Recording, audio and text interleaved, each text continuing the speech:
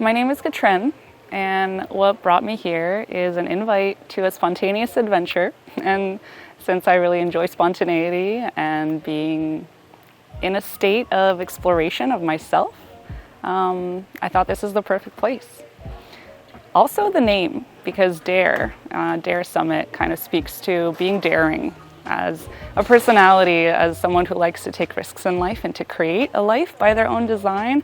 I felt like Dare is right up my alley, and I really enjoy spaces like these. So when Kristen put out the invite, I knew I was a yes.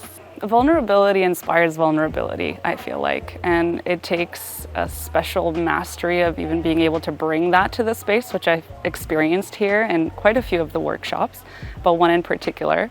And so when the structure of that came through, you could see the immediate effect of people feeling safe enough to share their personal experience and to be vulnerable.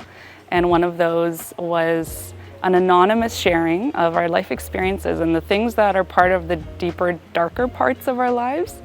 And I was surprised to see how many people can really relate to each other in each one of those life moments. I feel like one of the main worries or sources of discomfort for someone considering to come to a 4-day event like this, where really you commit and then when you're here, is, am I going to feel comfortable to be vulnerable and to do the work that potentially I had the intention of doing in the first place?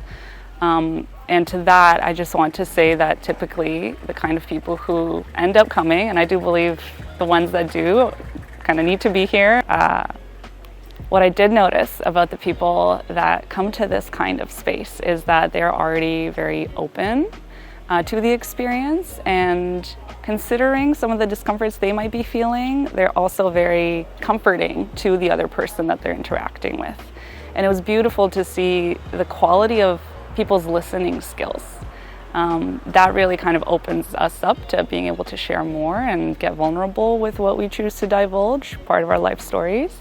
And people's listening skills were beautiful to witness, and that kind of created connection that you'd be surprised about that can happen with a group of strangers on day one. What I would say to someone about a space like this, in terms of the benefit that they might expect and why even make the time investment and the financial investment, is that moments of inspiration and empowerment really do make a big difference in our lives.